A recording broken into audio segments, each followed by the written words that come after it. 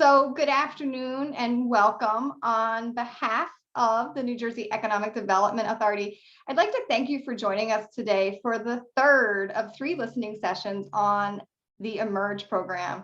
For those of you whom I've not had the pleasure of meeting before, I am Elizabeth Limbrick, the Director of Brownfields and Sustainable Systems at the New Jersey Economic Development Authority. We are convened today for a focused stakeholder discussion on the Emerge program. And in preparation for today's meeting, we've really done a lot of deliberation on how we could best draft the rules and program specifications to stand up this new program. And we are really now at a key moment where we can share our considerations and get some of your feedback on anything we may have missed or other things that you think are of critical importance to the work we're trying to do. I'll take you through an overview of the format and the ground rules for the session, and then I'm going to turn it over to our CEO, Tim Sullivan, our Chief Economic Growth Officer, Brian Sabina, and our Director of Tax Credit Programs, Matt Abraham, who will walk you through the details of the program. After the presentation, we're going to then open it up for your input. And I do want to note that this program will be recorded and the slides and the recording will be posted on our website. Next slide. Or I think we are on the next slide. So Emerge is one of several programs in the Economic Recovery Act. And this act was signed into law by Governor Phil Murphy on January 7th earlier this year. Now, we're building this Emerge program and the specifications and the rules based on the Economic Recovery Act statute.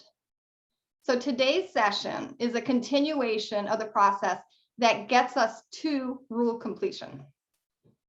A stronger, fairer New Jersey has been the foundation of Governor Murphy's administration, and the Economic Recovery Act creates an entire portfolio of tax incentive programs, financing programs, and grant programs that will build a stronger, fairer New Jersey economy.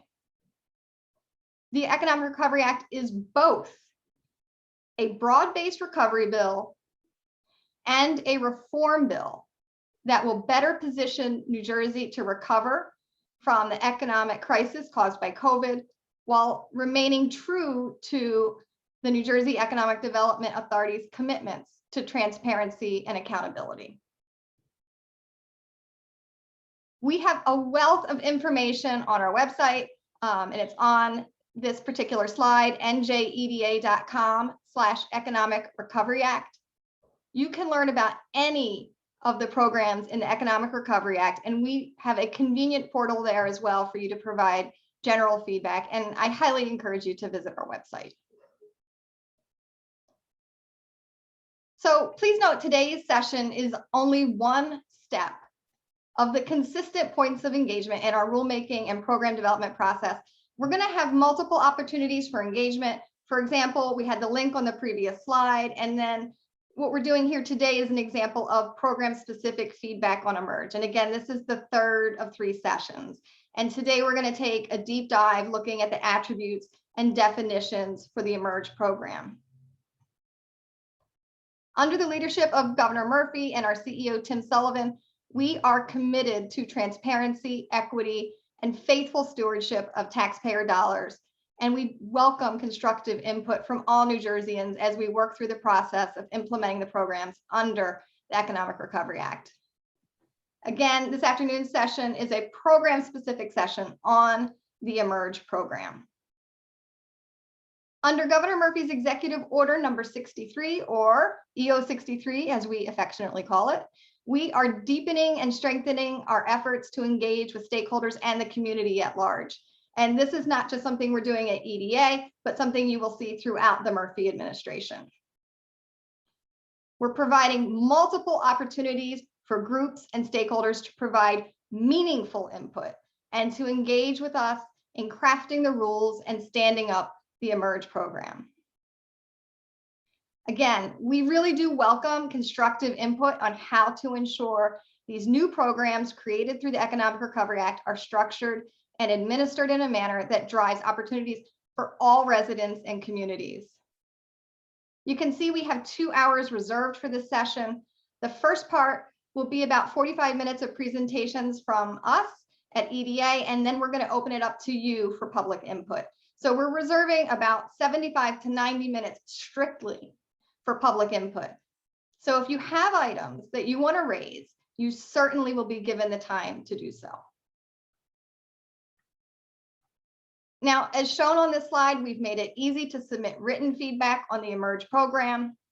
You can go to the link njeda.com/eMERGE feedback.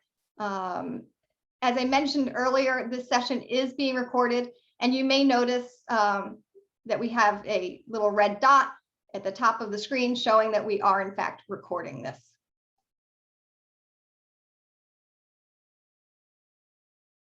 We will be posting the video. The draft rules are already there, the slides. And again, you can go to that website, njeda.com/eMERGE-feedback or -eMERGE to put in your written feedback. So just as a matter of process, we do have a few rules of engagement.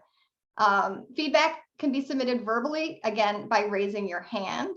And so if you go to your bottom bar, you will see, I think you have to go to participants. You can raise your hand that way is one way to do it. And then also, if you click on the 3 dots that say more, you will see the thing so you can raise your hand.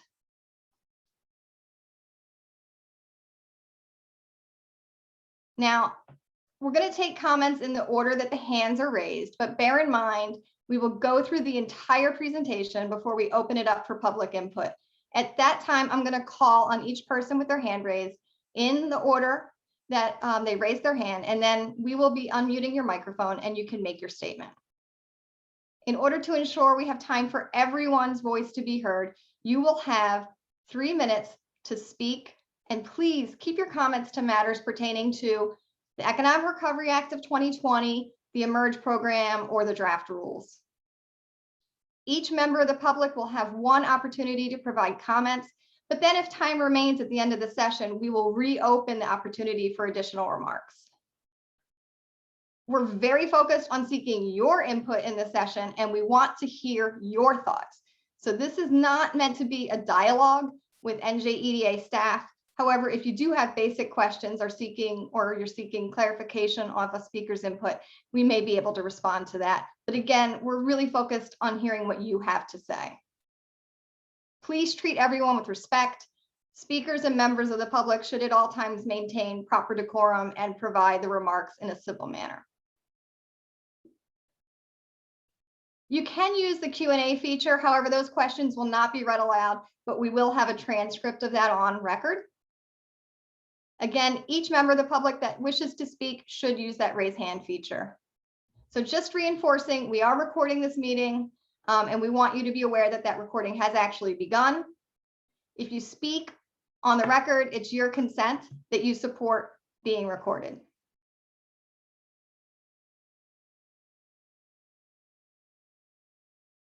We thank you for participating. And at this time, I'd like to introduce our Chief Executive Officer of the New Jersey Economic Development Authority, Tim Sullivan. Tim, the floor is yours. Elizabeth, and thank you for that great introduction. And it's always good. It's always fun when we're in meetings with so many rules. It feels like we're in like a parliamentary process kind of stuff here. It's very exciting. But it's because, and all kidding aside, because this is a really important set of discussions and conversations and feedback that we're in the process of receiving. As Elizabeth mentioned, this is the 3rd of 3 listening sessions just around eMERGE. eMERGE is the successor to GROW. You can expect a calendar full of similar type engagements around the other dozen or so programs that are embedded in the Economic Recovery Act. So if you're the kind of person who likes public meetings to give input on rules and regulations, and I saw the participant list, some of you are those people. I know you, I like you. You are people who like doing public comments on rules. This 2021 is going to be a hell of a year for you, because we have a significant number of programs coming down the pike out of the Economic Recovery Act. The first out of the chute is eMERGE. It's really important. It's the successor to GROW. I think it's better and stronger and fairer in a whole bunch of dimensions than GROW. We've had draft rules public on the street for almost 2 weeks now. We're again in the third of 3 listening sessions. We expect and anticipate bringing this to our May board meeting, which had our April board meeting earlier today. We have our May board meeting to bring these forward for consideration by our board, at which point they would have the effect of law, while they then go out for further public comment again on the Administrative Procedures Act. We're very proud of the work we've done so far. The team, not just within EDA, with the Attorney General's office, the Governor's office, lots of folks have done an enormous amount of work to get the draft rules to where they are today. The only thing I'm positive about is that they're not perfect and can only benefit from more input, more feedback, more suggestions, more good thoughts from the public in this session and in prior sessions, and in written public comment that you can do at your convenience on our website right now. Because, you know, as Elizabeth mentioned, we couldn't take more seriously our obligations as stewards of taxpayer dollars. And we also have an important mission to help grow and strengthen the economy. And that sometimes requires a balance, and we'll never get that balance perfect. But memorializing rules and procedures for these programs is a focus moment for getting that balance right. And so please, first of all, thank you for being on today. We look forward to getting your perspective on this call, and again, subsequently, lots of other times along the way. We want to do this in as public and as transparent a process method as possible. That's why we're availing ourselves of the ability we have under EO 63 to do these kind of pre-public comment engagement sessions.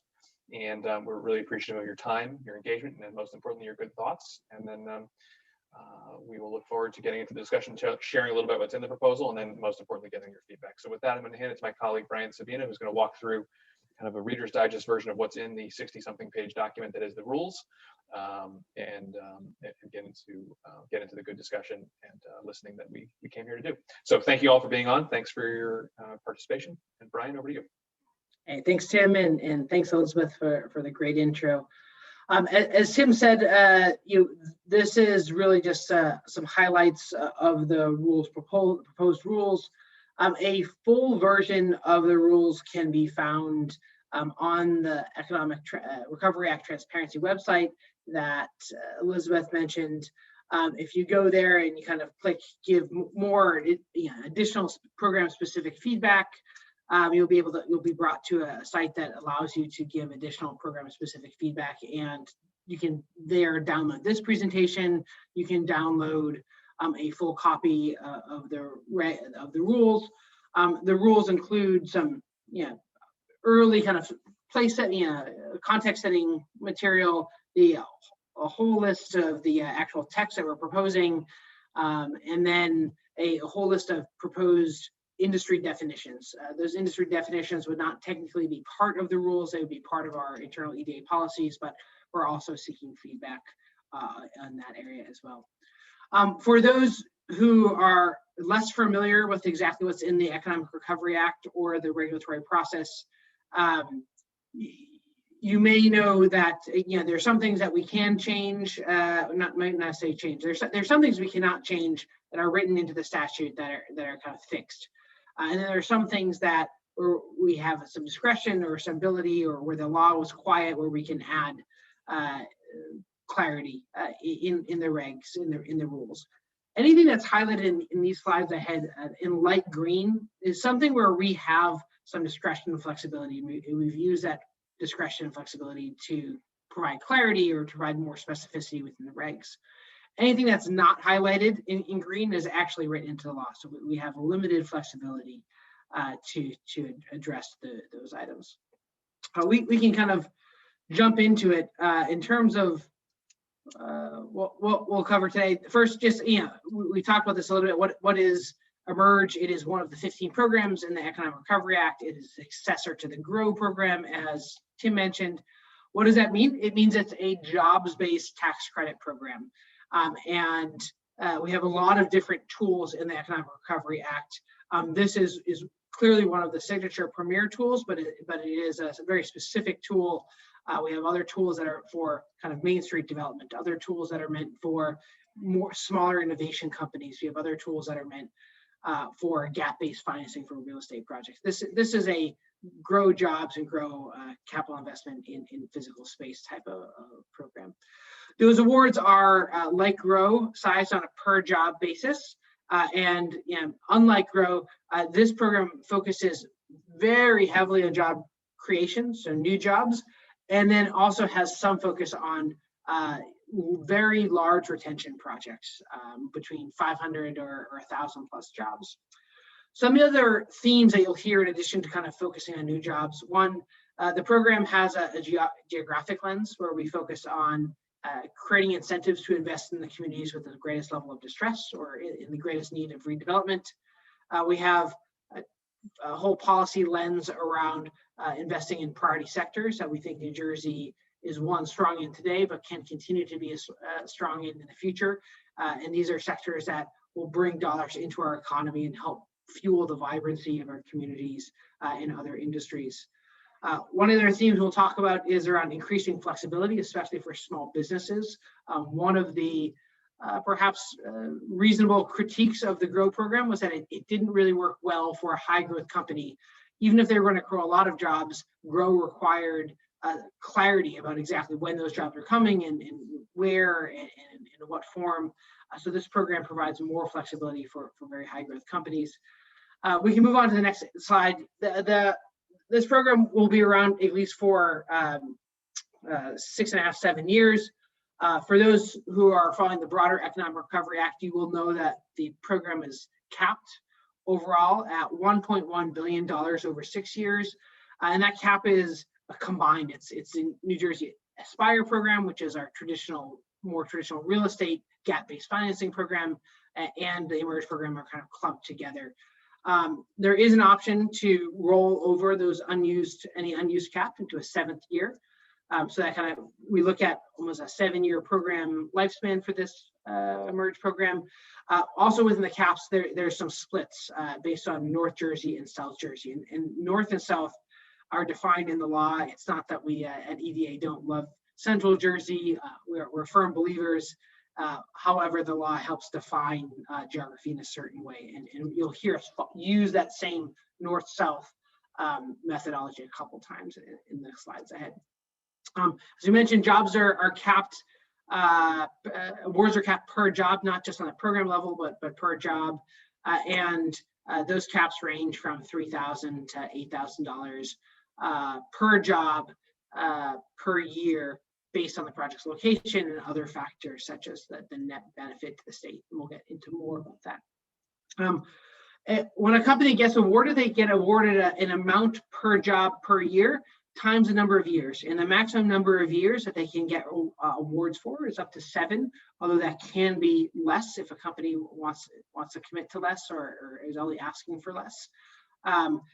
But that kind of 7 years is what we call the eligibility period. So eligibility to receive tax credits. We then have a commitment period, which is the eligibility period times 1.5 rounded up. And that commitment period says those jobs in that company needs to stay in New Jersey for 1.5 times whatever we would commit to paying out tax credits on. So that creates kind of the bound on requirements for companies to stay. And if they leave earlier or that project moves on, we obviously have the appropriate recapture or clawback types of provisions within this program, as well as with all of the ERA programs, to make sure that we protect taxpayers. One of the other major themes that we have talked a lot about, and with I think a great addition to the Emerge program, is that there's a much stronger focus on community engagement in this program. For all programs, for all projects over $10 million, not an award, but in project size, a community benefits agreement will be required. That agreement, we'll get into more about what that is, but it is part of those community benefits agreements. There are requirements to hold public engagement sessions, there are requirements to have a kind of a public review committee of the implementation of that community benefits agreement that's staffed with local residents of the community as well as local business owners. So there's a lot there. We're excited about that aspect. As we start to get into a little bit more about the program, we're going to talk about 3 big buckets. The first is kind of eligibility factors and how do we assess eligibility to get into the program. The second is around targeted industries, incentive areas, and bonuses. Basically, how do we size awards? And then the third is around protections, fiscal protections, resident protections, to make sure that projects are delivering on the benefits, not just in terms of job creation and investment, but the broader suite of investments that we want to see in our communities. So we'll kind of double click into eligibility. The law frames the first part of our eligibility assessment in terms of material factors. So it says that any tax credits that we give to a project must be material or have an influence on the decision about whether or not that project comes to New Jersey or not. That has long been kind of the bar here in New Jersey for similar jobs-based tax credit programs. What we've done a little bit more clearly, we think, in the regs or in the rules for this program is really lay out in more granularity what you can and cannot do in order to kind of preserve your valid claim that this tax credit is a material factor. So you can spend money to investigate an option, do due diligence, environmental, workforce. You can spend money to validate costs. You can spend money to investigate options. But we need to believe that you have already done that similar analysis on another location or are simultaneously spending on both the New Jersey location and if there's an alternative location outside of the state. You also cannot do things such as actually make a real estate purchase. You can't have purchased a property prior to approval.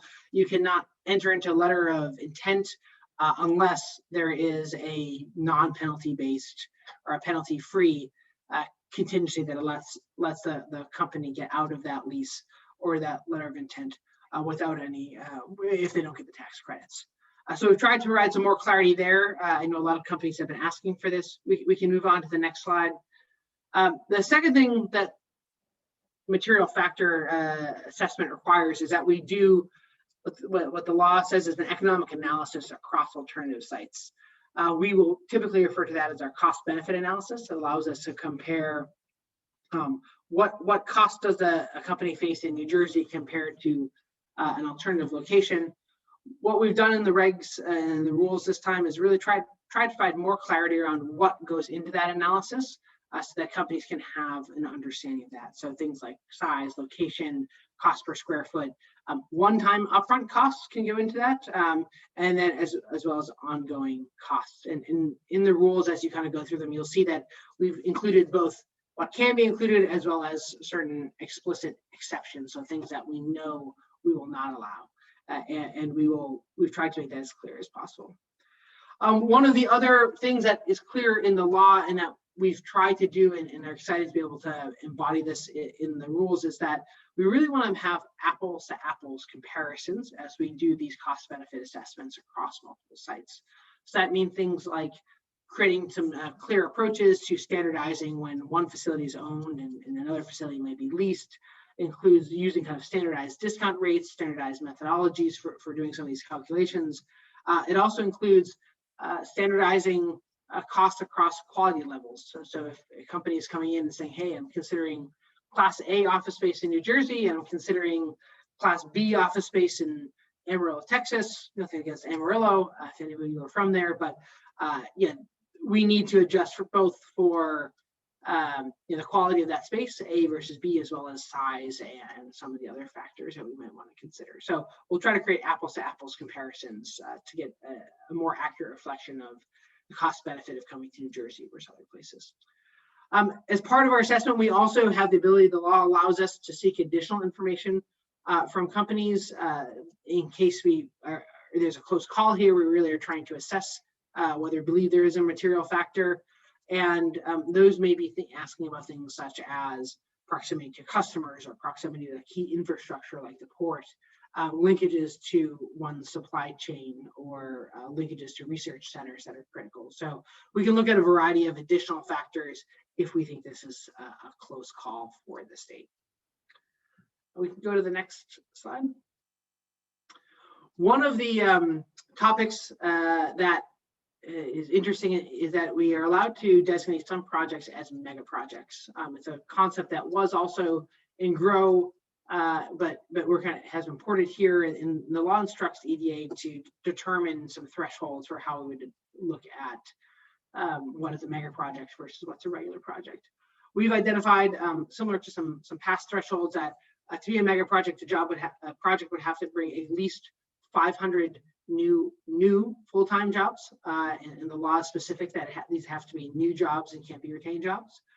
We've defined it as at least $50 million of capital investment. We define that it has to be in one of our targeted industries. We'll talk about what those are in a second. And this last bullet is kind of alluded to in the law, and we've tried to add some specificity around it. It says we need to believe that this project will help New Jersey take a leadership position in one of our targeted industries. And we've defined that as what does it mean to take a leadership position? It means that the project will create kind of an industry leading investment, so kind of a world-class asset in a new technology or a new high growth kind of sub-industry, or it will help, we believe will help anchor a new industry cluster, either at the kind of industry level or at the sub-industry level here in New Jersey. So that's how we'll assess mega projects. They really are meant to be kind of the really large, critical, key projects for the state, can get some additional benefits. In terms of small business, I mentioned that there's some flexibility relative to allowing the program to be better suited to high growth businesses. The first step of that is to define a small business. The statute does that quite well for us. Small business defined as one, a business in one of our targeted industries, and then two, it has to have less than 100 full-time employees at the time of application. And we will look at that not on a headcount basis, but on an FTE basis. So we would ask a company to tell us, are there part-time employees, full-time employees? We'll look at an hours-based comparison and come up with an FTE calculation at application. And that will determine which track you're in and kind of what you're eligible for. If you are a small business, there are some pretty strong benefits. One, there's no minimum capital requirement required as part of the project, but that company does have to still demonstrate that they intend to stay in the state for the required period of time. So there's some questions around how would you do that if you don't have capital investment. It could be a lease, it could be a membership agreement, it could be other sorts of commitments that you could make. We do allow for those companies to move to different locations. However, their tax credit award cannot go up, and it could potentially come down if they go to a less targeted location in the state. But there's a lot more flexibility to shift locations as a company evolves and grows. In terms of how many jobs does that company have to create to get into the program, there's some flexibility here. So if you're a 20-person company, it's not fair to set minimum job growth of 25 jobs, the same threshold that we create, we use for a 1,000-person company. So what we've done is we set it as a percentage of company size. So a small company or small business must commit to at least 25% of growth of its workforce at the time of application over the course of the project. One of the other things we hear is that small businesses really want to get money sooner to help fuel their growth. So we've allowed companies to get tax credits earlier in the process. They don't have to create all of their jobs. They just have to have created enough jobs that we believe they're on a pathway to hitting their target. And we'll actually agree to that pathway with them at application at approval as part of their application. We'll call that a growth plan. I think that's it on small business. If we go to the next slide, I think from here I will pass it over. You've heard a lot of me talking. I'll pass it over to Matt Abraham, who is our Emerge product leader. We're very excited to pass it to him, and we'll be around for questions at the end. Excellent. Thank you, Brian. Great job. So I'm going to talk about net benefits. The bill states that the award must have a net benefit for the state. The award of tax credits, the result of capital investment, the result of new job creation and/or retention must yield a net positive economic benefit to the state. So projects that are located, and I'll go through some of these location definitions later, but projects that are located in government restricted municipalities or a project that gets qualified as a mega project needs to prove a 200% net positive benefit to the state.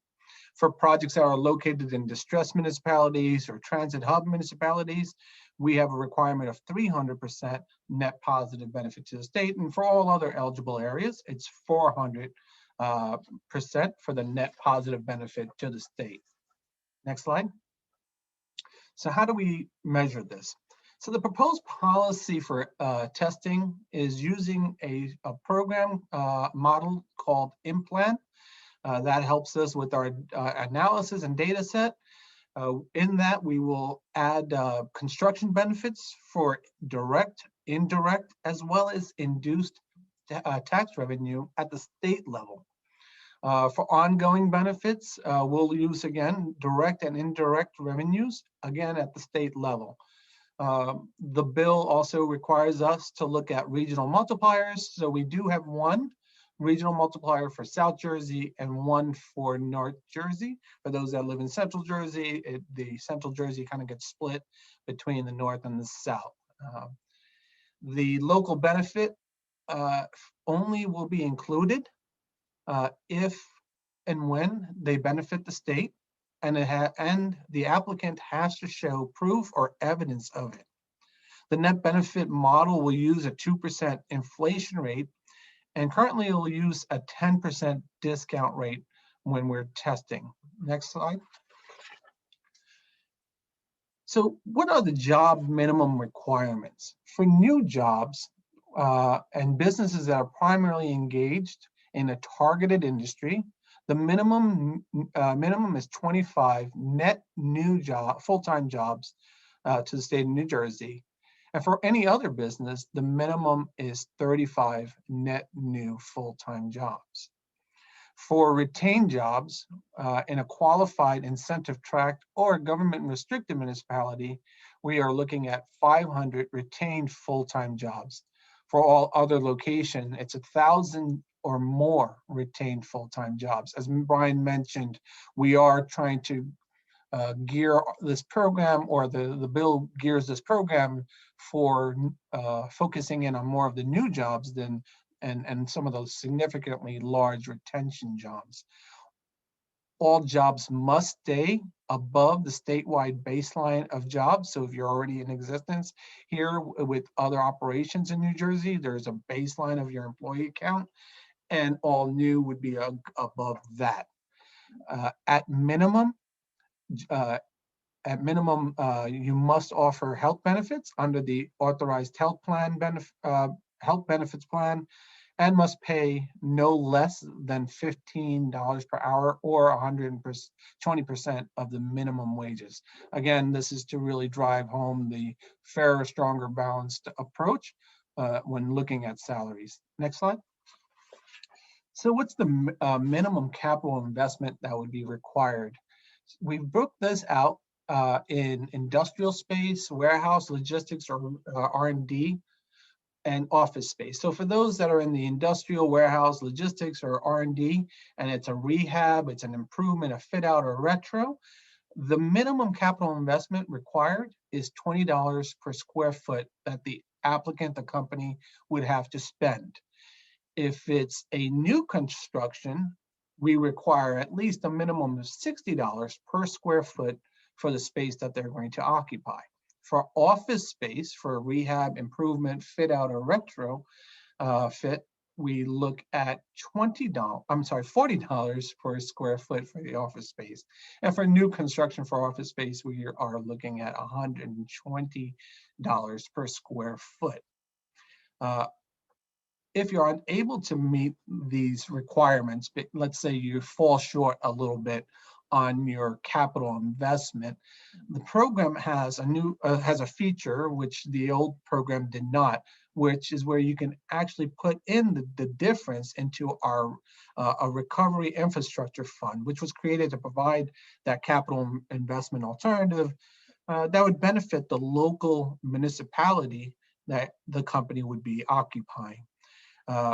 For mixed use, oh no, not yet. You can go back. For mixed use, I apologize, it did go out of order a little bit in there. For mixed use buildings and buildings that are near each other, we can actually aggregate the capital investment to meet that requirement. So if you have a headquarters facility and right next door you had an industrial building or an R&D space, we could aggregate the complete investment, and so that you could put whatever funds in either one and meet the minimum threshold requirements for capital investment. For those projects that are not proximate, so in different municipalities, further away from each other, each site must meet the minimum capital investment requirement. So if you were let's say you had an industrial space, the capital requirement for the industrial space would have to be met for that location. And let's say you had an office space in another municipality, the office space requirement for minimum capital investment would also have to be met. Next slide. Next, I'll be talking about the targeted industry, incentive areas, and bonuses. Next slide. So there are three ways to be classified as a targeted industry. One, we could look at the applicant project, and if that project is with the part of the targeted industry, it could be classified as that targeted industry.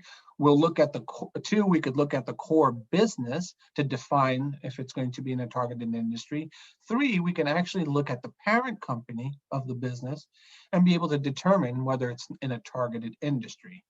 NAICS codes are really going to be important for those who understand what NAICS codes are. That kind of defines what your business is on almost all business tax returns.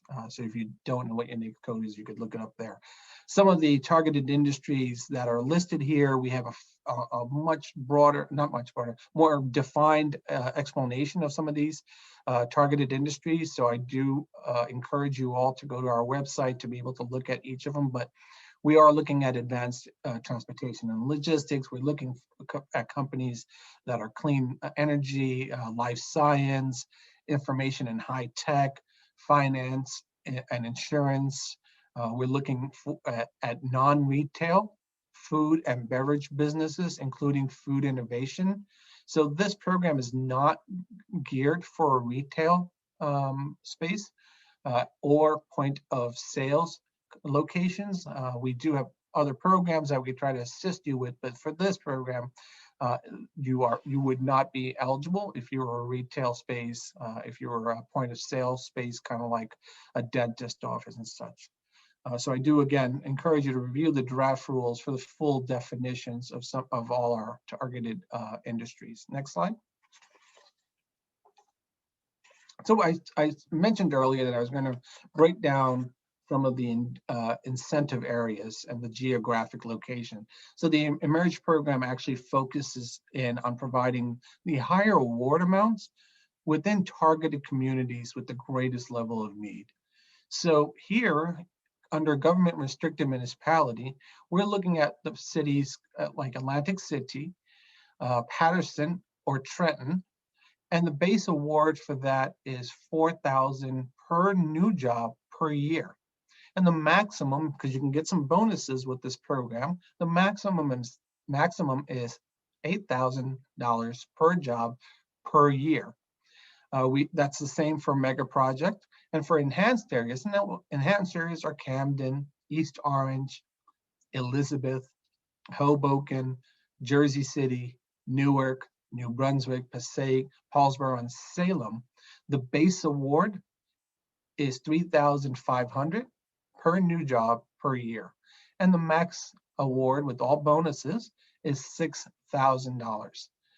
We do have also the base award for distressed municipalities. In the distressed municipalities, there's over 25 different municipalities that are listed. So I do encourage you to go to our website for the complete list, but the base award there is $3,000 per new job per year. And the max is $5,000 per job per year. And for investment and employment corridors and qualified opportunity zones that are not included in the above, the base award is $2,500 and the max award is $4,000. For all other eligible areas, the base award is $500 per new job per year, and $3,000 is the max award per job per year, and I would say per new job per year. And if you are looking at retention full-time jobs, then the award is half the amount. So all this gets cut in half. So if you look at a government restricted municipality like Atlantic City, Patterson, and Trenton, your base award, instead of being 4,000, would be 2,000 per job, per retained job per year, and the max would be 4,000 retained job per job per year. And the same goes for every other incentive area. Next slide, please. So we looked at bonus credits and we broke those down into 4 different categories. One is providing bonuses based on higher amount of job creation. And then second, we've looked at location-based bonuses, and we've provided location bonuses. So if a project facility was located in a municipality with an MRI index score greater than 50, then your award bonus would be $1,000 per job per year. If you were in a marine terminal project in South Jersey Port, $1,500, and so on and so forth. Next slide. The next 2 areas, the third bucket of bonuses that you could get is based on the facility. So if a capital investment is greater than the minimum on lead generation of silver, or greater than the minimum of the capital investment, you can get an award. If it's greater than silver or gold lead, you can receive a bonus amount. If you generate 50% of your solar energy on site that you're using, you can get a bonus of 500. And if you enter into a labor harmony agreement, you can get a bonus of 2,000. Now, the next set of bonus credits, which is really key, and I thought was important in this Emerge program that was different from the other previous program, is our policy objective. Really trying to look at different policy objectives that we wanted to encourage and provide bonuses for. So what are those? Those are industry-specific training programs. That is access to childcare. So employees getting access to childcare for their families. It's being in a targeted industry. It's partnership with a prison re-entry program. We also looked at diversity bonus, where one third or more of the members of the business governing body self-identifies as a member of an underrepresented community. And lastly, we really wanted to encourage small business. So we provided a bonus if you qualify as a small business, $500 bonus credit as well. Next slide, please. Next, we'll review the fiscal and resident protections that Brian had mentioned earlier, which is the inducement and community benefits agreement. Next slide, please. So inducement, the EDA is required to size the award based on the amount necessary to induce a project to be sited in New Jersey. And so what does that mean? That means if we are competing with another state and the other state, based on the cost benefit analysis, the difference of moving to that state versus New Jersey, the cost differential maybe was $1 million or $5 million in difference of cost. Well, the award amount might have been, you might have been qualified to have a $10 million award. Well, there's an amount in there that would induce you to come to the state of New Jersey instead of providing the full $10 million in incentive. And this really is us being good stewards of the fiscal responsibility that we have for the state of New Jersey. So we use an induced award calculator that would create this modeling that tells us, okay, this is what we are able to offer with our inducement to induce the company to move forward with moving into New Jersey. I will tell you the award will never be higher than the max amount award available, I'm sorry, max amount that's allowed.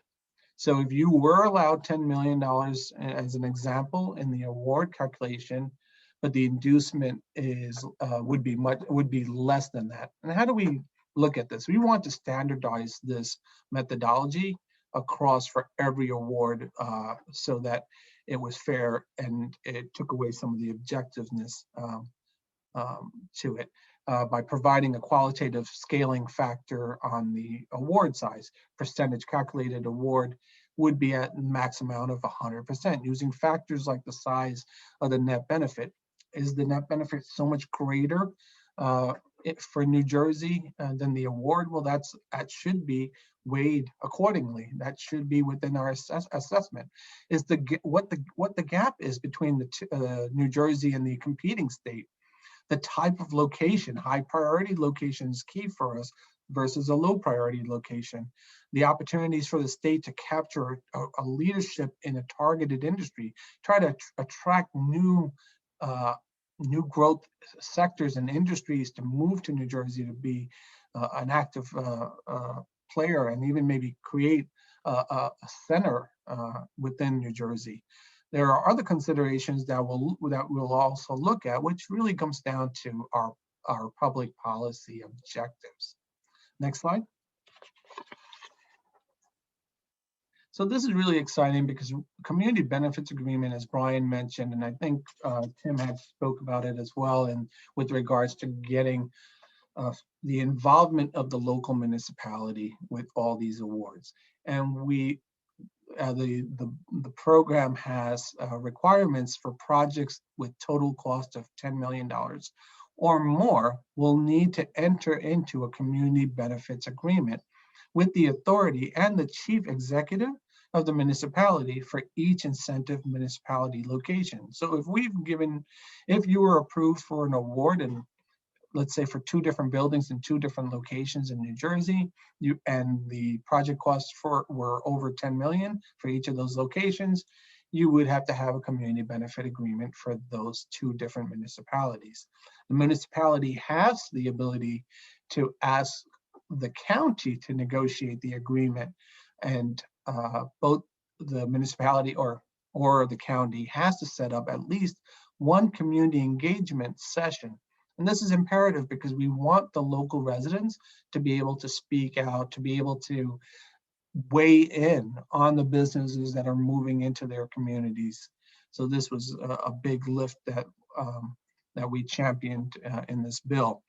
The agreement may include requirements for training, employment, youth development, free services to underserved communities in and around the community in which the qualified business facility is located. The municipality or county will appoint a community action committee with at least 3 members to monitor the agreement's implementation. The Community Action Committee will report out on the progress to EDA once a year. And this is important because we want to make sure whatever the agreement and whatever the promises was made by the company to the local municipality or county is being implemented, and they are within their agreement, fulfilling each of those agreement fulfillment each year. I will now pass it back to Elizabeth to finish our public feedback session. Thank you. Oh, thank you very much, Matt, Brian, and Tim. You know, I think there's a lot of really great information there. But now I do want to turn it over to the public. It is your turn to give us your input, and we really are hoping for an engaging session with you. Prior to us opening this, though, for that public feedback, I just want to remind everybody of our policy. So please use the raise hand function. And again, I'm going to call on each person with their hand raised in order. We will unmute your microphone and then you can make your statement. In order to ensure that, again, that we have time for everyone's voice to be heard, we're going to limit you to 3 minutes. And to make your statement, again, please keep your comments to the matters pertaining to the Economic Recovery Act of 2020, the Emerge program, or the draft rules. Each member of the public will have 1 opportunity to provide comments. If we have time at the end and someone wants to provide additional comments, we're happy to provide that opportunity for additional remarks. And I noticed the slideshow has disappeared, but I'll I have my notes here, so I can continue to just remind you of what those are. Oh, now you can see it again. And you can see we have the timer on the screen as well. So we'll be having that to remind you of your 3 minutes. Again, I'm going to call on those with their hands raised. Once I call on you, we will unmute your microphone and please share your input. So just as a reminder, let's get in there and get those hands raised. And yes, this will be posted because I know that's a question that folks often have. So with that, the first hand raised I see is Alex Hecht. All right, thank you. Can you hear me okay? Yes, we can. And let's see, what am I able to go on video or is it just audio? I believe it's just audio. Okay, great. So good afternoon. My name is Alex Hecht and I'm a research analyst at SEIU Local 32BJ, which is a union of 175,000 building service workers, including 11,000 in New Jersey. And 32BJ applauds NJEDA and the state legislature for including a building service prevailing wage requirement in the new Economic Recovery Act programs, which ensures that subcontracted cleaners and security officers at Emerge and other projects are paid family sustaining wages and benefits. And we also appreciate the initiative EDA has taken to increase transparency and community input. So as a union of service workers, we know economic development programs can be an important tool for promoting good jobs, not just for direct employees, but also along the benefit recipient's supply chain. However, under past iterations of EDA's job retention program, large subsidies were sometimes granted to companies with a history of employing irresponsible cleaning and security contractors, including contractors with a record of wage theft and of illegal harassment. And in such cases, a prevailing wage requirement is unfortunately not sufficient to ensure good building service jobs. In New York, for example, the legislature enacted a building service prevailing wage requirement in 2008 as part of the 421A tax benefit for new residential construction. But since then, we've seen a small number of irresponsible contractors repeatedly ignore the law, underpaying workers by hundreds of thousands of dollars. So the union is really the most effective enforcement agent when it comes to prevailing wage requirements. We go out, we visit workplaces, talk to workers, gather documentation, and help workers file complaints, which eases some of the administering agency's burden of monitoring compliance.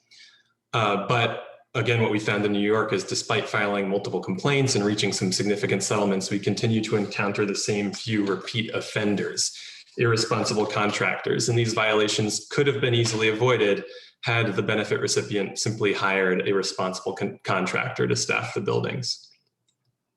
So we'll submit a written comment with detailed proposals to enhance transparency to try to prevent this kind of law-breaking behavior at Emerge projects. Here, I'd just like to make a few key points. First, we believe that NJEDA ought to consider applicants' labor record, including any history of employing irresponsible service contractors in determining whether to approve benefits. Unions, worker advocacy organizations, and the workers themselves, we think, are best positioned to alert EDA to troubling aspects of an applicant's record.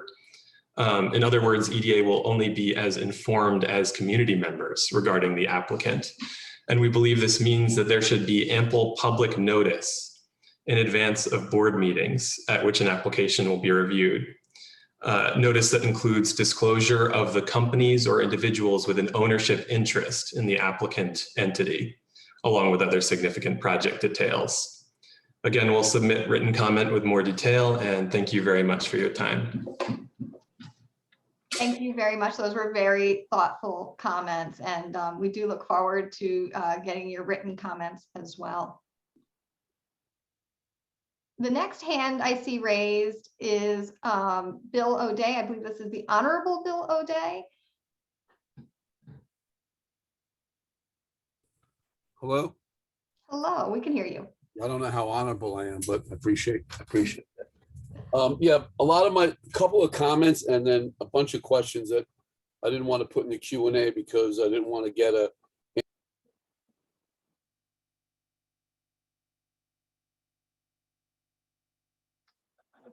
Bill, it appears you've gone on mute again, so maybe you could just pause. We'll try to unmute you and you can start again.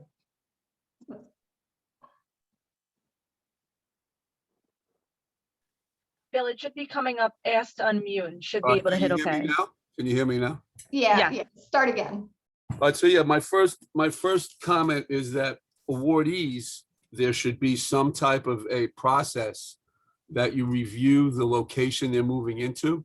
And if the location they're proposed to move into, whether it's new construction or a rehabilitation, if the owner or developer of that site is an entity that is in default to the state of New Jersey on any funds owed to it, be it a loan or other, that they disqualify that. I know that was put in a few years ago for general awardees, but obviously, since in this case, most of them are tenants, it could become an issue. As it relates to multiple awardees, I'm concerned that you have a very strong overview to ensure that projects don't get over-enriched. To give you an example, you get an anchor institution that, say, develops an innovation center, and they get a 40% subsidy on that innovation center.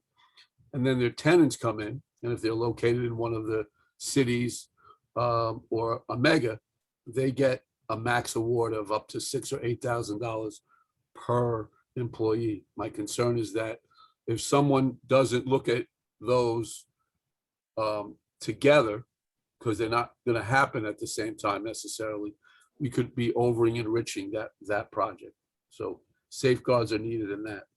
On the CBA, I have several questions.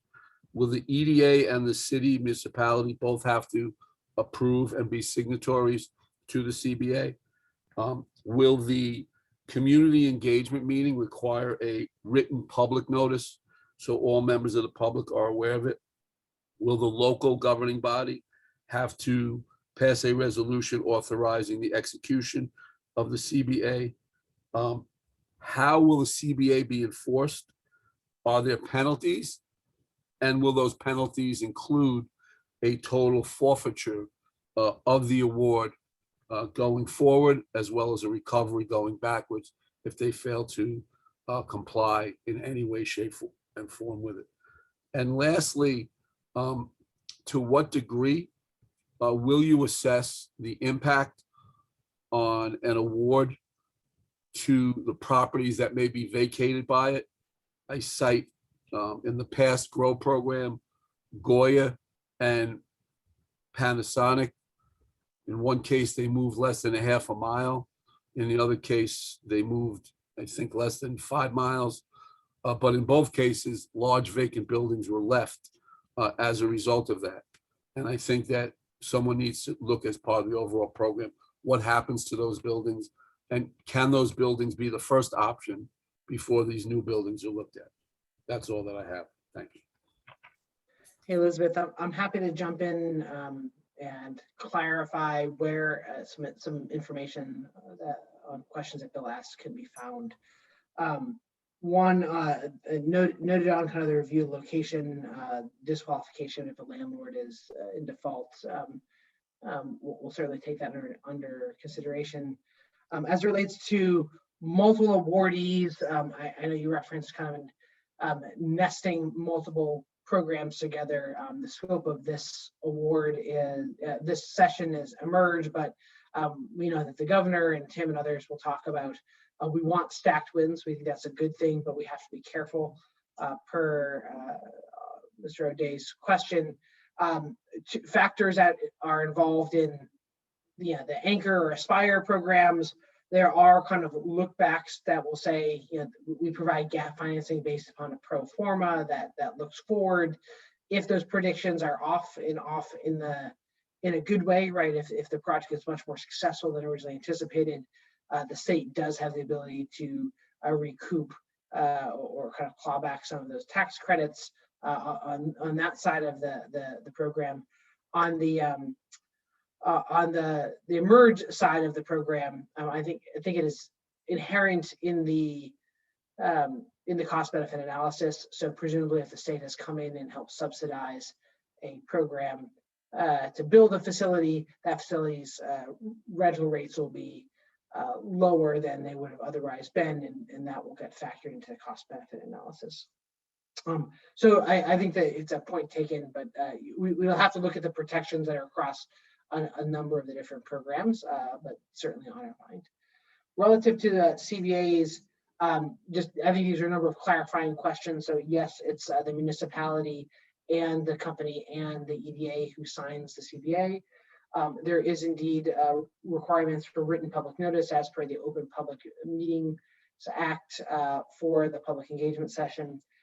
In terms of who signs the agreement and what requirements are there relative to a governing body, the current regulations specify that it's the executive of the municipality. In terms of penalties, I would refer you to the full regulations, but there's a set of, there's a whole process that would look at one, if there's disagreement whether or not a CBA has been fully implemented, how we adjudicate that. As part of the CBA, we require quantification of all commitments in the CBA, which helps us get to monetary penalties, whether that is specific to a part of the CBA that wasn't implemented, or it is large enough that we would consider holding back or canceling a whole year's worth of tax credits. So I refer you back to the CBA section of the regs. It actually outlines that in relative detail. Thank you. This is a great conversation. The next. Sorry, can I ask one more question, which is relative to the question about vacating facilities but to moving down the street. I think one of the features, and again refer you to the regs and the program design, is that the program is highly focused on new job creation as opposed to retention. Not saying that we are completely out of the retention world, but the numbers are large. So that certainly is taken into account to some degree relative to the moving down the street. Excellent. So the next question comes from Tom Bracken.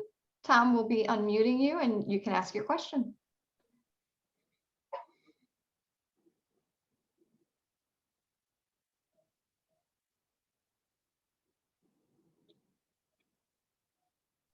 I think, can we unmute Tom? We are unmuting him now. It should be popping up saying ask to unmute, and you just have to click yes.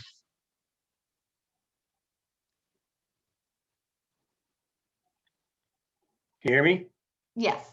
Okay, great. Thank you very much. First of all, a great overview of the program. Really appreciate learning more about it. I think the comment I would make is that as all the states emerge from the pandemic, we all have uphill battles we have to climb for economic recovery. And every state is going to be going after new jobs, new businesses coming into the state, which mandates that we need to be competitive. We need to be business friendly, and we need to have ease of access to our programs. I can only assume that our terms and conditions are competitive with other states. The business friendly aspect is something that is just more than the EDA. That's a joint effort on many parts of government and business to create that.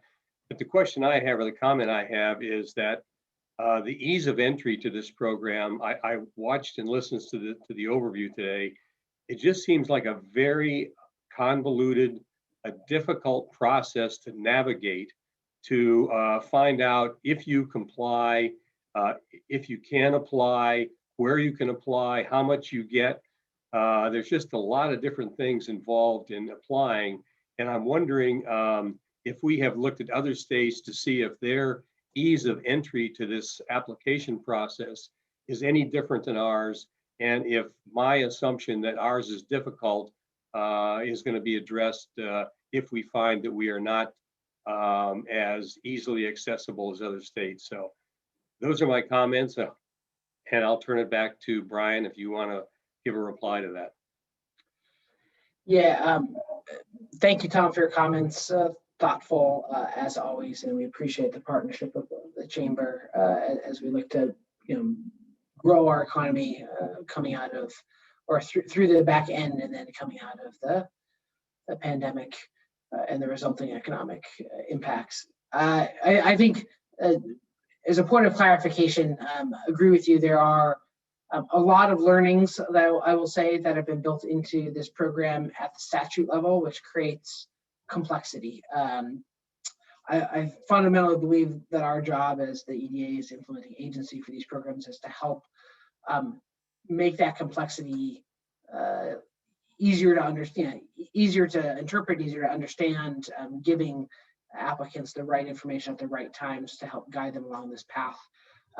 Hopefully, the ERA website is a indication of the sort of more user-friendly way that we're looking to implement these programs. You'll see additional tools as Emerge gets rolled out, things such as mapping tools, kind of like, public-facing award calculators, where you kind of test out different projects and see what happens. We will be using some online tools to help do some basic eligibility assessments, some kind of yes/no questions, taking a lot of the learnings that we learned from the COVID response about how do we operate at scale and create transparency and clarity for customer experience. So right there with you in terms of that. I think for us, democratizing tax incentives for large companies, small companies, those who use consultants, those who use their own employees, is an important feature for us and something we're working and striving for. Thank you, Tom and Brian, for that. I want to remind folks from the public, all you have to do is raise your hand to get in line to give us your statement. If you have put anything into the Q&A, just to remind you, we will not be reading those aloud. So if you did want to share your thoughts, you can go ahead and raise your hand and make your statement as well there. But we will have a transcript of everything in the Q&A. With that, the next hand I see raised is Mike M. Mike, we're going to unmute you, and you can go ahead and make your statement, please. Can you hear me? Yes. Good afternoon, and I want to thank EDA for having this listening session, as well as the opportunity to ask a question. Hopefully it's not a stupid question. I'm looking at the EDA's draft regs PDF file, and on page 15, next to the last paragraph, it talks about designated areas pursuant to the State Planning Act, Public Law 1985. And on the EDA's website, PA1 metropolitan is pretty well defined, with government restricted municipalities, distressed municipalities, enhanced municipalities, hub zones, and they're all listed by town on EDA's website. I guess the question I have, and if I'm thinking what I read is correct, the next comma, PA2 suburban. Obviously, suburbia is a pretty large swath of New Jersey, and it looks like it's governed by the Employment Investment Corridor. And if that definition, will that determine whether a suburban town is in or out of the Emerge program? And if so, will there be a list of corridor municipalities? Yeah, Mike, anything else, or else I'm happy to jump No, in. go ahead, Brian. Mike, appreciate your partnership, and not a silly question at all. Yeah, there's a number of geographies that are quite clear cut for us to be able to assess and list out very easily by municipality, and we've tried to do that as quickly as possible for the sake of transparency. As you've kind of narrowed in on, the investment corridor overlaps with some of these other features, including Plan Area 2, port areas and such. Get a lot more complicated for us to actually just list out a municipality. It is a chunks of municipalities, and we get down to kind of census tracts in some places. We get down to specific radiuses around specific assets in other places. That is a planning exercise. That's really a mapping exercise, and we're in the process of kind of building out those maps so that we can make it clear what's in and out of those areas. by kind of like, yeah, imagine a map with several layers of color that would show those different areas. Yeah, that last area that you're speaking about, which is hard to define via words, would be one of the layers of that map. Thank you for that. Our next question comes from Steve Milgram. Steve, will be unmuting you, and then you can make your statement. Thank you. I hope you can hear me. Thank you all. I just, as somebody from who grew up and was born and raised in central New Jersey, I just wanted to give a shout out to the other central New Jersey people. We exist. But that isn't my question. I was wondering about the net benefit test for small businesses.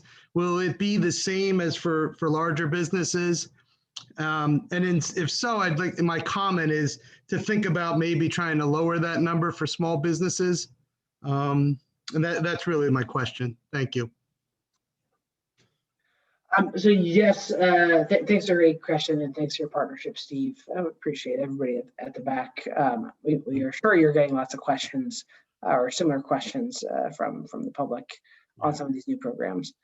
The net benefit test for small businesses, the statute does not provide us additional accommodation for net benefit percentages specific to small businesses. It's certainly an interesting concept, and one that I understand where you're coming from in terms of those requirements, especially in a world where there is no required capital investment.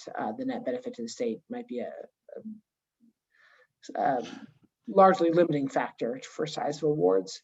But we don't have the ability to kind of give a different test or to use a different methodology or a different level. The law is pretty specific that there's kind of one methodology and that there is prescribed percentages that are geography based or mega project based for what the required net benefit thresholds are.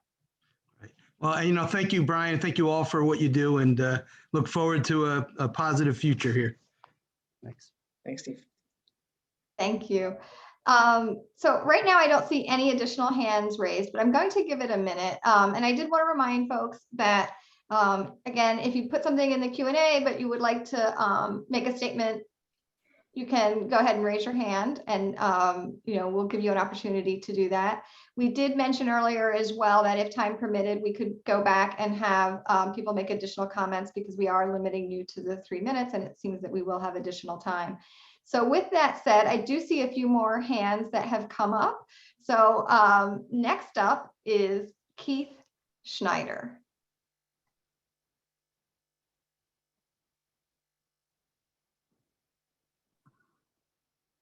Keith, you should be able to go ahead and make your statement now.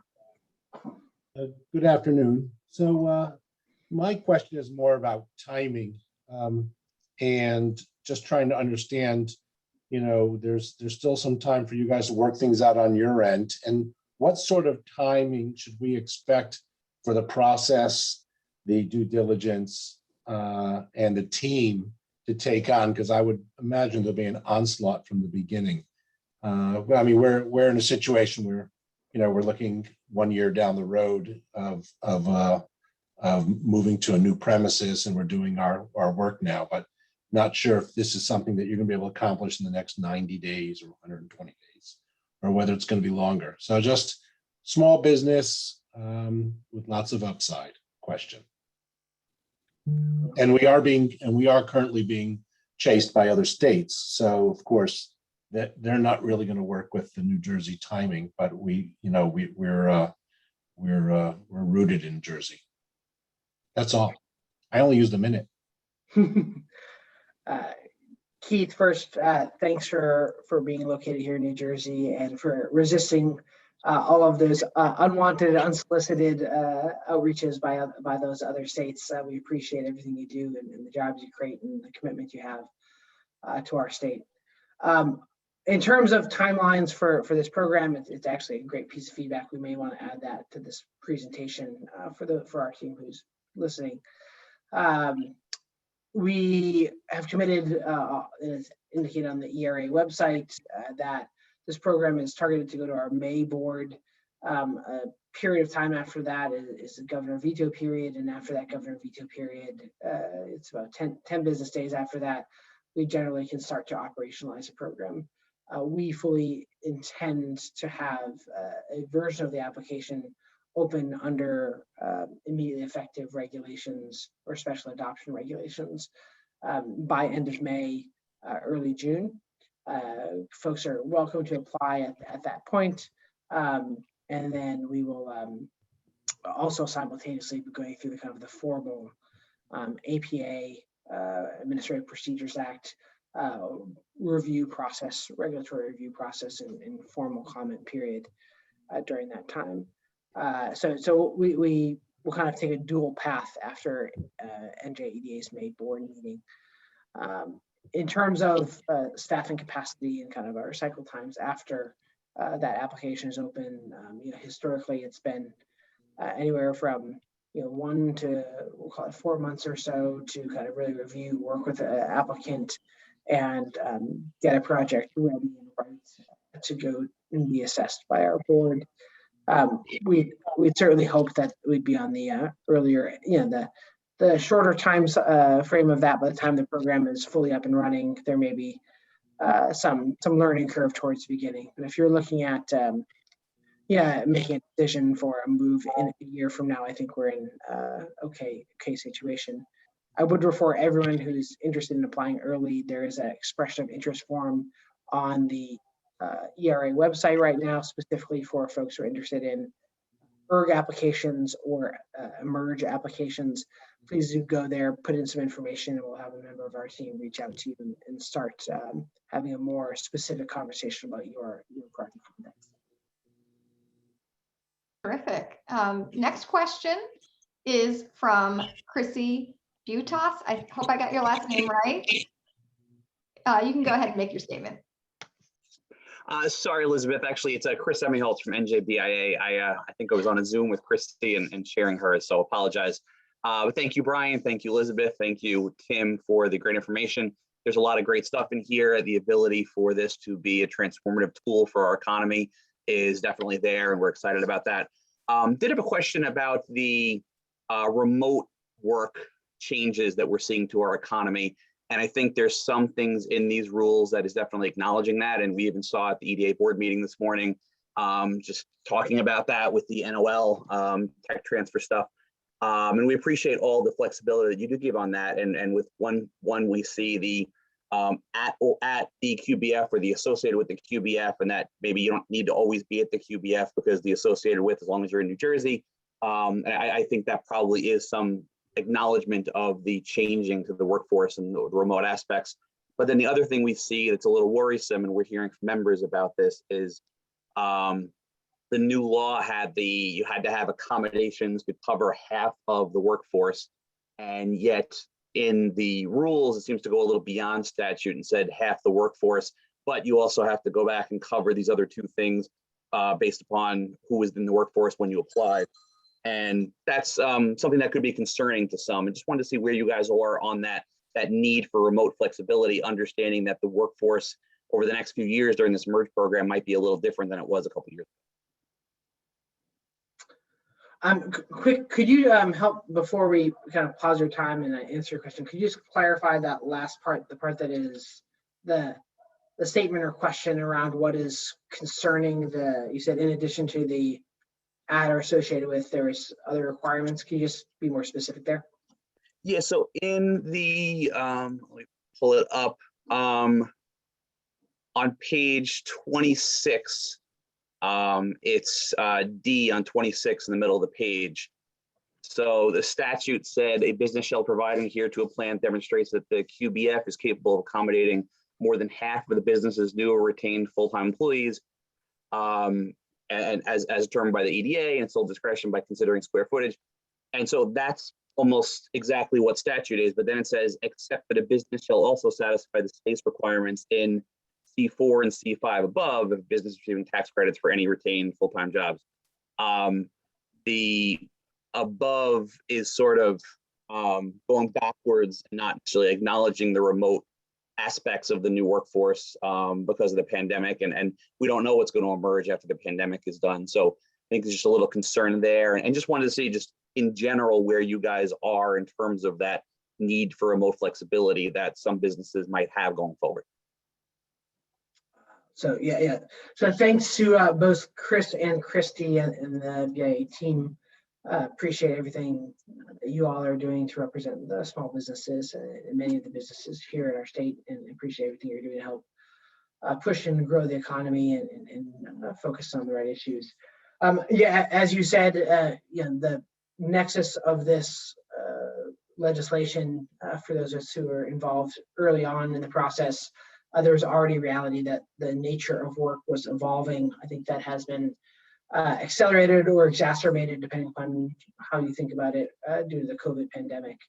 The law is fairly clear that it requires this kind of two bars. One, that anybody who's incentivized or any job is incentivized has to spend at least 80% of their time in the state. And then two, that the physical space, that the capital investment that's made often or that the project utilizes, often referred to as the QBF or qualified business facility, needs to be at least able to accommodate 50% of the incentivized jobs. We've tried to provide as much flexibility as we thought the law allowed for, while also still appreciating that there many of the parts of the law are based on geography, and we need to kind of strike that line. So you will see that QBFs have to be 50%. You are allowed to have additional up to 50% of a project's staff associated with that QBF. So maybe not having to sit there all the time, but tagged, if you will, to that QBF. You will notice that for anybody who is tagged, we are going to require that it's clear that they have they're spending at least 80% of their employment time in the states, because we believe that physical nexus in the states that brings us broader economic benefits. It's inherent to our net benefit tests and our CBA approach.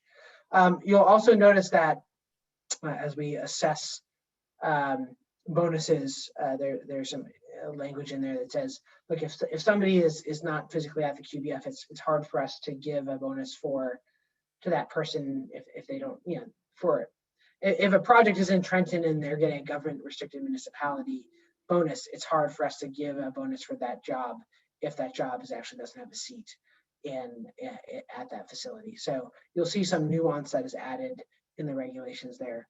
Relative to retained jobs, I think this goes a little bit back towards one of the questions that we had before. So that kind of exception that you're referring to is fairly narrowly tailored to specifically retention projects. And it says, look, if you are in a retention project, you're going to have slightly different rules than if you are in a kind of a new jobs project. That's also consistent with the law. And that if you're kind of moving from one location to another within the state, we're going to have to work with you on getting right sizing the size of that capital investment and that and the size of the QBF, the qualified business facility. Thank you, Brian. Mhm. Thank you. Right now, I don't see any additional hands raised. And so unless any come up in the next second or two, I think we can transition to the next slide. Hey, Elizabeth, if I could just make one more shout out for those. I saw in the Q&A, not specifically, but some questions around targeted industries. If you do go to this website, you can download a full copy of the regs that folks are, sorry, the rules that folks are referring to. In the back of that document are definitions of the targeted industries. What was included in the law, the original list of targeted industries was obviously the legislature's intent, and we have not strayed from that as a starting point. So we've used that as a departure point, but do recommend folks take a look at those definitions. Absolutely agree. Please go to our website. It's right there, njeda.com/emerge-feedback. Again, you can download everything you saw today, the draft rules, as Brian said. We will be posting the recording of this presentation there. And of course, the portal for your feedback is there as well. And then in addition to that, if you, well, I don't see it actually up on the slide, but if you go to our website, njeda.com, and then you can do /Economic Recovery Act, you can get information again about all of the programs under the Economic Recovery Act. You know, please send this information to your colleagues, to your friends, to anyone else you know that is interested in this topic, and encourage them to take a look at it, provide that input. You know, this only works because you are willing to engage with us on this level. And, you know, without that, we wouldn't really be able to push forward the rulemaking and launch of these programs in the way that we are. So, you know, we are just incredibly grateful for that. It's a great conversation today, really great comments. We just appreciate everyone's engagement. And with that, I'd like to thank our presenters, our back office staff who helped us put this together, as well as all the members of the community that participated today. So thank you. And this concludes today's session. Please have a great evening.